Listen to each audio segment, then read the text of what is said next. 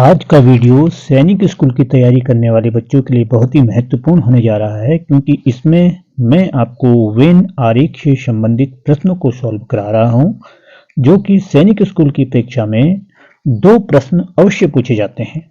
देखिए, पहला प्रश्न यहाँ पे है कि ऐसा आरेख बताइए जो निम्नलिखित श्रेणियों के बीच संबंध को सर्वाधिक दर्शाता है। 4 आकृति यहाँ पे दी गई हैं और उसमें से आपको ये बताना है कि सोडा वाटर, मिनरल वाटर और लिक्विड, इन तीनों में कौन सा चित्र आपको सही संबंधों को बता रहा है। तो देखिएगा, सबसे पहले आपको समझना है कि सोडा वाटर और मिनरल वाटर दोनों क्या है? लिक्विड। लिक्विड किसे कहते हैं? द्रव को कहते हैं, यानी कि जो पदार्थ बहता है या बहने वाली स्थिति में पाया जाता है उसको लिक्विड कहते हैं। तो यहाँ पे हम देखते हैं कि सोडा वाटर और मिनरल वाटर दोनों पेय पदार्थ हैं, लेकिन दोनों अलग अलग हैं। अब हम देखते हैं कि देखिए, मैं आपको वेन आरेख बना के यहाँ पे दिखा रहा हूं कि लिक्विड यानी कि ये द्रव और सोडा वाटर लिक्विड में पाया जाता है और मिनरल वाटर भी लिक्विड की स्थिति में पाया जाता है। तो ऐसा आपको आरेख कौन सा दिखाई दे रहा है? तो डी वाला ऑप्शन हमारा इसमें बिल्कुल सही दिखाई दे रहा है। तो सबसे पहले प्रश्न को दिए गए ऑप्शनों को हमने समझना है और फिर यह देखना है कि कौन सा चित्र उसको सही दर्शाता है। प्रश्न 2 को हम देखते हैं। ध्यान से पढ़िएगा कि निम्नलिखित में से कौन सा आरेख डॉक्टर, पुरुष और महिलाओं के बीच सर्वाधिक संबंध को दर्शाता है। तो यहां पे हम देखते हैं कि डॉक्टर, पुरुष और महिलाओं के बीच जो सर्वाधिक संबंध बता रहा है, तो मैं आपको देखिए आरेख के माध्यम से बताता हूं कि ये डॉक्टर हो गया और आपको मालूम होगा कि डॉक्टर पुरुष भी होते हैं और डॉक्टर महिला भी होती हैं। तो इस प्रकार का संबंध, यानी कि डॉक्टर महिला पुरुष भी हो सकते हैं और डॉक्टर महिला भी हो सकती है। तो इस तरह का आकृति आपको कौन सी दिखाई दे रही है? तो सी वाला ऑप्शन हमें इसमें बिल्कुल सही दिखाई दे रहा है। अब हम चलते हैं प्रश्न नंबर 3 के पास। देखिए, निम्नलिखित में से कौन सा आरेख चोर, पुलिस और अपराधी के बीच को सर्वाधिक सही संबंध को दर्शाता है। अब आपको यहां पे समझना है कि देखिए, चोर और पुलिस दोनों अलग अलग हैं। इन दोनों का आपस में एक दूसरे से कोई संबंध नहीं है। और इसी प्रकार अपराधी का संबंध किससे है? अपराधी का संबंध चोर से है, क्योंकि प्रत्येक चोर अपराधी होता है, यानी गलत कार्य करने वाला व्यक्ति अपराधी कहला जाता है। तो चित्र के माध्यम से हम देखते हैं कि देखिए, ये हमारा अपराधी है और प्रत्येक गलत कार्य करने वाला अपराधी होता है। तो चोर अपराधी के अंदर आएगा कि चोर का संबंध सीधे किससे है? अपराधी से। और पुलिस का संबंध इनसे बिल्कुल पृथक है, यानी कि पुलिस चोर और अपराधी को पकड़ने का काम करती है। तो ऐसा चित्र अगर आप देख रहे हैं तो ऐसा चित्र कौन सा है? सी वाला ऑप्शन हमारा बिल्कुल इसमें सही बैठता है। प्रश्न नंबर 4। प्रश्न को बड़ी ध्यान से आपने पढ़ना है और देखिएगा कि 2 नंबर आपको अगर पक्के करने हैं तो वेन आरेख की प्रैक्टिस को आपको बहुत अधिक करनी है। अगला देखते हैं कि निम्नलिखित आरेखों में से कौन सा एक आरेख पृथ्वी, समुद्र और सूर्य के बीच संबंध को सबसे सही चित्रित करता है। यहाँ पे चित्र दिए गए हैं, 4 चित्र आपको दिए गए हैं। अब सबसे पहले हमको इन तीनों को समझना है कि इनका आपस में संबंध क्या है। देखिए, पृथ्वी और समुद्र का संबंध आपस में है, क्योंकि समुद्र जो है वो कहाँ है? पृथ्वी के अंदर है, पृथ्वी में है। और सूर्य कहाँ है? पृथ्वी से बहुत दूर है। तो इस प्रकार की आकृति आपकी बननी चाहिए। अब हम देखते हैं इस प्रकार की आकृति हमारी कौन सी? ये हमारा पृथ्वी हो गई, ये हमारा समुद्र हो गया और ये हमारा सूर्य हो गया। तो बी वाला ऑप्शन बिल्कुल हमारा सही है। प्रश्न 5 को आपने देखना है कि वह आरेख चुनिए जो नीचे दिए गए वर्गों के बीच संबंध को सही निरूपण करता है। खिलाड़ी, क्रिकेटर और बल्लेबाज। ये तीन हमको दिए गए हैं, तो समझना क्या है कि सबसे पहले खिलाड़ी, क्रिकेटर और बल्लेबाज में संबंध क्या है। देखिए, प्रत्येक खेल खेलने वाला, विभिन्न प्रकार के खेल होते हैं, फुटबॉल होता है, क्रिकेट होता है, हॉकी होता है, वॉलीबॉल, बैडमिंटन, सब ये सब खेल खेलने वाले को हम क्या कहेंगे, खिलाड़ी। और खिलाड़ी के अंदर क्या आएगा, क्रिकेटर। खिलाड़ी के जो क्रिकेटर होता है उसको आप खिलाड़ी कहते हैं। और देखिए, बल्लेबाज जो क्रिकेटर होता है, बल्लेबाज को भी क्रिकेटर कहा जाता है, बॉलर को भी क्रिकेटर कहा जाता है, जो फील्डिंग करता है उसको भी क्रिकेटर कहा जाता है, और विकेट कीपर को भी क्रिकेटर कहा जाता है। तो आपका ये किसके, क्रिकेटर के अंदर आएगा। यानी कि जो सही चित्र आएगा तो वो हमें कौन सा दिखाई दे रहा है, सी दिखाई दे रहा है। देखिए, ये हमारा खिलाड़ी को प्रदर्शित कर रहा है, ये हमारा क्रिकेटर को प्रदर्शित कर रहा है, और अंदर वाला बल्लेबाज, ये बल्लेबाज है। तो सी ऑप्शन हमारा इसमें बिल्कुल सही बैठेगा। चलते हैं प्रश्न नंबर 6 पे। ध्यान से आपको पढ़ना है कि निम्नलिखित में से कौन सी आकृति बाघ, हाथी और जानवर के बीच संबंध को भली भांति दर्शाती है। तो बच्चों देखिए, ये बाघ है और ये हाथी है, ये क्या है, ये जानवर हैं।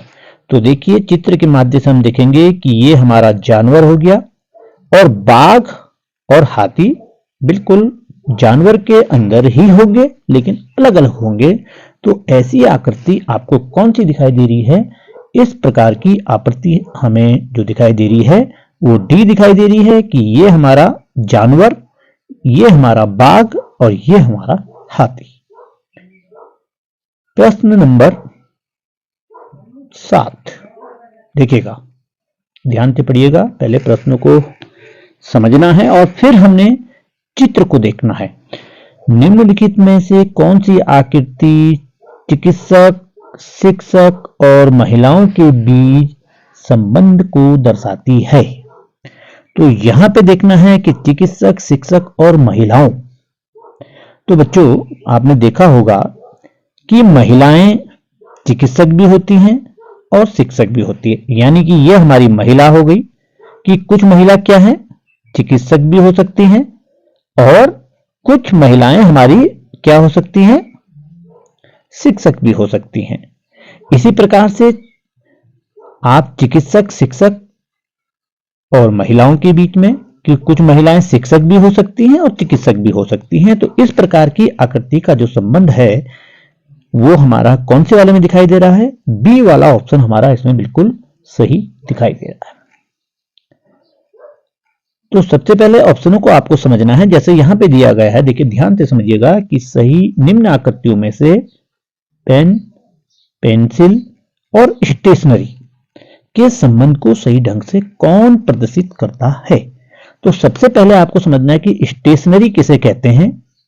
स्टेशनरी प्रत्येक वस्तु जो पढ़ने लिखने के कार्य में आती है उसको हम स्टेशनरी कहते हैं।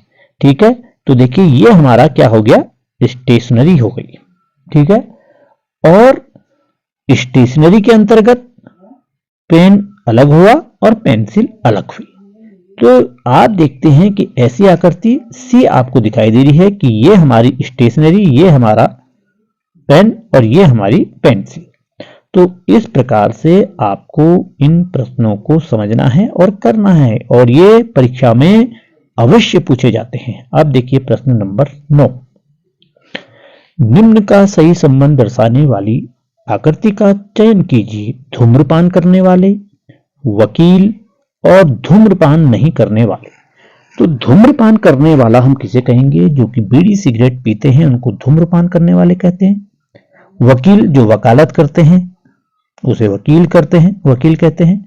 ऐसी जो धूम्रपान यानी बीड़ी सिगरेट नहीं पीते हैं तो उनको धूम्रपान नहीं करने वाला कहा जाएगा।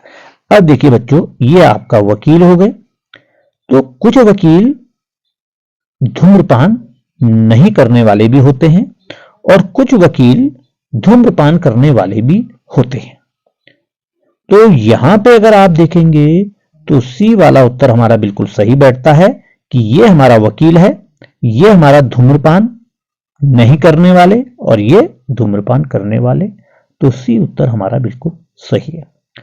चलते हैं प्रश्न नंबर 10 पर कि दी गई आकृतियों में से कौन सी आकृति दिन, माह और वर्ष के संबंध को प्रदर्शित करती है।